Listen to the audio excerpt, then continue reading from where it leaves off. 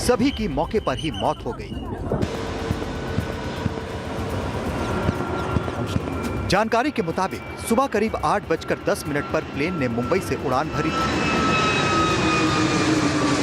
मुंबई से बारामती की दूरी करीब 250 किलोमीटर है। समाचार एजेंसी पीटीआई के मुताबिक रनवे पर विजिबिलिटी थोड़ी कम है।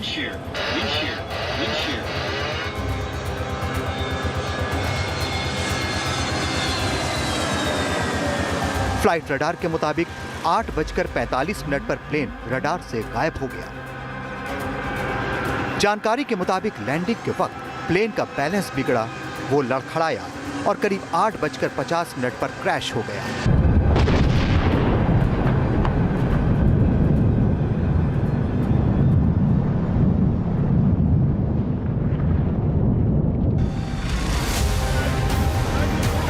एक घंटे से भी कम की ये फ्लाइट थी, लेकिन मंजिल पर उतरते वक्त ये हादसा हुआ।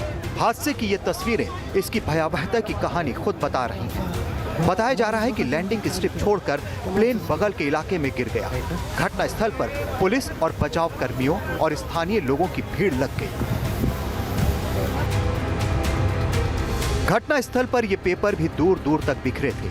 जानकारी के मुताबिक अजित पवार बारामती में चुनावी तैयारियों, जनसभाओं और संगठन की बैठकों में हिस्सा लेने जा रहे थे।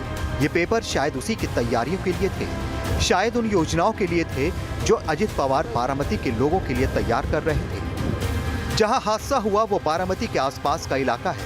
विमान जैसे ही जमीन पर गिरा, तुरंत उसमें आग लग गई। मलबे से धुआं निकलता देख और आवाज सुनकर स्थानीय लोग मदद के लिए पहुंचे। बारामती अजित पवार की कर्मभूमि थी। इस घटना की खबर लगते ही सैकड़ों लोगों की भीड़ लग गई। कुछ लोगों ने दावा किया कि उन्होंने इस हादसे को होते हुए देखा। ये हमने देखा कि एयरप्लेन जब नीचे आया था ऐसा लग रहा था उसका क्रैश हो जाएगा ऐसा हम सोच रहे थे, तभी क्रैश हो गया। हम देखे कि हमें लगा नहीं क्रैश हो गया है, लेकिन एयर ट्रैप पे उतरेगा ऐसा लगा, उतर रहा है, लेकिन क्रैश हुआ और उसके बाद स्फोट हो गया उसका जबरदस्त। स्फोट होने के बाद वो हम देखने आए, पहले देखा तो उसको आग लगी थी पूरे प्लेन को, और उसके बाद 4-5 स्फोट हो गया विमान में उसका, और उसके बाद बहुत लोग आ गए और उसने निकालने की कोशिश की, लेकिन बड़ी आग लगी, उसके कारण कोई मदद नहीं कर सकता, लेकिन सब आ गए। तब बाद में उसको उसमें अजित दादा था, ये हमारे लिए बहुत शौक की बात हुई। जानकारी के मुताबिक विमान नीचे आते समय झुका हुआ था। जमीन से टकराते ही आग की लपटें उठी। इसके बाद 4 से 5 तेज धमाके हुए। आग और धमाकों की वजह से लोग विमान के पास नहीं जा सके। ये क्रैश इतना जबरदस्त था कि प्लेन के परखच्चे उड़ गए। जिस प्लेन से अजित पवार जा रहे थे वो एक चार्टर्ड प्लेन था। ये लियरजेट 45 यानी LJ-45 प्लेन था। ये एक मध्यम साइज का बिजनेस प्लेन है। बोम्बार्डियर एरोस्पेस की लियरजेट डिवीजन इसे बनाती है। इसका इस्तेमाल आमतौर पर VIP यात्रा, कॉर्पोरेट मूवमेंट और चार्टर फ्लाइट्स के लिए किया जाता है। करीब 8 यात्री इसमें सहजता से सफर कर सकते हैं। उसमें ना तो आप थे ना मैं था, कोई नहीं था। वो पायलट का डिसीजन था।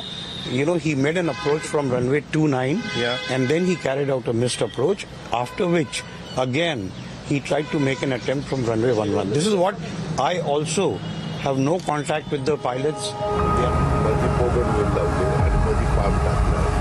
बताया जा रहा है कि अजित पवार भी इसी तरह के प्लेन को अक्सर इस्तेमाल करते थे।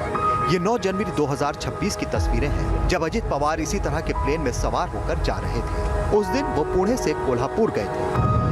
NDTV को दिया गया ये इंटरव्यू इसी तरह के चार्टर्ड प्लेन में हुआ था। NDTV रिपोर्टर अजित पवार के साथ गए थे। अजित पवार पुणे से कोल्हापुर जा रहे थे, तब NDTV भी इनके साथ था। उन्हें 5 फरवरी को होने वाले जिला परिषद चुनावों के प्रचार के सिलसिले में सार्वजनिक बैठकों को संबोधित करना था, लेकिन उनका प्लेन हादसे का शिकार हो गया। हादसे के बाद सभी घायलों को तत्काल अस्पताल ले जाया गया, लेकिन पवार समेत 5 लोगों को बचाया नहीं जा सका। Bureau report, NDTV India.